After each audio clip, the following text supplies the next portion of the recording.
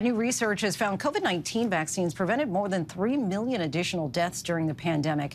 And health officials like Dr. Anthony Fauci have been at the center of the effort to get people vaccinated and try to help end the pandemic. Tonight, our Dr. Jen Ashton is up close and personal with Dr. Fauci as he prepares to retire at 81 years old after decades in public service. How old do you feel? I would say I feel about 40 and maybe the most 45. Wow. To most people, Dr. Anthony Fauci is known as the nation's leading infectious disease expert, navigating the country through AIDS, Ebola, Zika, and COVID-19. He's now leaving the job after more than half a century. Every day for all of those years, I've given it everything that I have.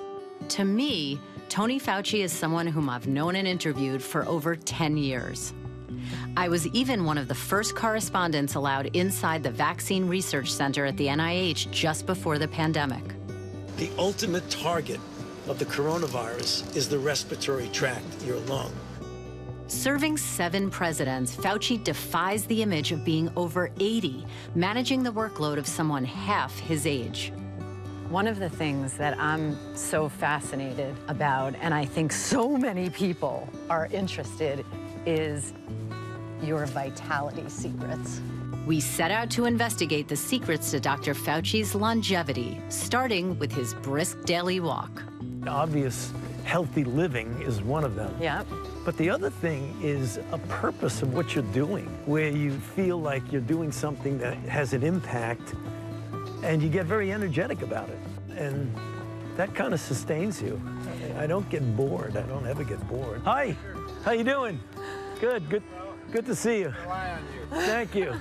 Purpose and, he says, his father's good genes. He died when he was 97. In his 90s, his skin was so smooth and normal, and he never did anything cosmetically to do it, but he just looked so young. But it's not just genetics. Fauci's an avid runner and former high school basketball player and has always been athletic and fit. But what about his nutritional habits? I don't do anything in excess. I don't eat a lot. I rarely eat lunch. I don't drink a lot. He agreed to invite me into his kitchen. Christine is a much more healthy cooker.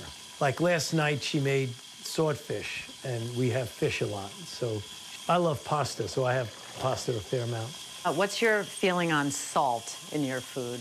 I have salt in my food. I like salt. I like particularly garlic salt. My blood pressure is 122/64 with a pulse of 52. Okay. So, now, you don't add any additional pepper? A little garlic, that's all. I was hesitant to put the salt in because you were going to give me crap about the salt. At almost 82, Dr. Fauci still maintains a demanding schedule, waking up at 5 a.m. and working up to 18 hours a day. Thank you so much for It's great to have you. me. With such long days, I wondered about his social support system. And for that, I turned to his wife of over 37 years, Dr. Christine Grady. He's got to have some annoying habit. Yeah. Yeah. Yes, here's an annoying habit. Almost every night, dinner is finally ready. And where is Tony? At the computer. He was just here a minute ago, and he goes to check his email before the dinner. Together, they have 3 kids. She's a trained nurse, has a PhD, and heads the NIH Department of Bioethics. She also lovingly and unofficially oversees her husband's health and wellness. I was driving myself into the ground in the first few months of the COVID outbreak when you sort of said, all right, enough. Well, because there was no end, right? There was no minute to rest. If I had said to him, you need to drink water, that wouldn't have happened. So I would go and put a glass of water in front of him, and then he'd drink it. Or the same with meals. And for sleep, I just said, okay, that's it. Computer's off, you gotta go. You gotta go to bed. So, I mean, things like that, which I think he needed at the time. Dr. Fauci spent 54 years commuting here to the NIH, so I had to visit him at the labs that have kept him so sharp one last time. Right now, not big picture, but smaller picture, what's the rose and thorn of where you are today, where you are this month in your career? So the rose of this all is to just get a good feeling about what we've accomplished and the work we've put in it, and the privilege of being surrounded by so many bright people and committed and passionate people. You know, the thorn is that you always wish you could have done better. You wish you could have reacted more quickly, but that's not the dominant feeling. How did it feel to you personally, given the enormity of your career in science and medicine and public health, to all of a sudden be, in some groups of the population, almost an enemy of the state?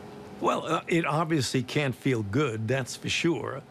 But the way I have essentially mitigated against that was to focus, as I say, like a laser beam on what my mission is, what my goal is, and what my responsibilities are, and to really phase out and not pay attention to what I call distractions. Does Dr. Anthony Fauci get on social media? No. No, definitely not. I've never had to resort to that now because of the relationship I've had, you know, with the standard press to be able to communicate things. But there may be a time in the reasonable future where I would use that. I wouldn't rule that out. You're about to be a grandfather for the first time next year. Right. What is that like for you, especially in this next chapter? Well, it's about time, I guess.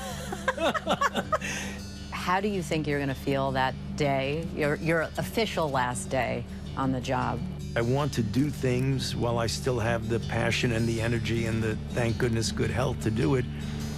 When I leave government, I have come and driven onto this campus every day, including almost every Saturday and occasionally Sundays every day for the last 54 years. So the idea of waking up one day saying I'm not going to drive on the campus, it's going to be an unusual feeling. Dr. Fauci tells me getting older has given him new perspective on his future.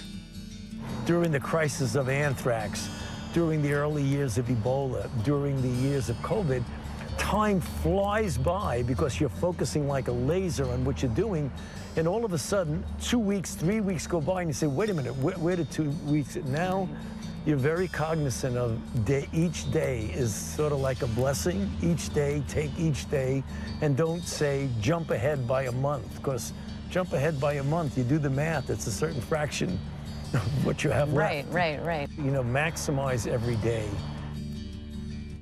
Fascinating look at Dr. Fauci there. Our thanks to Jen Ashton for that.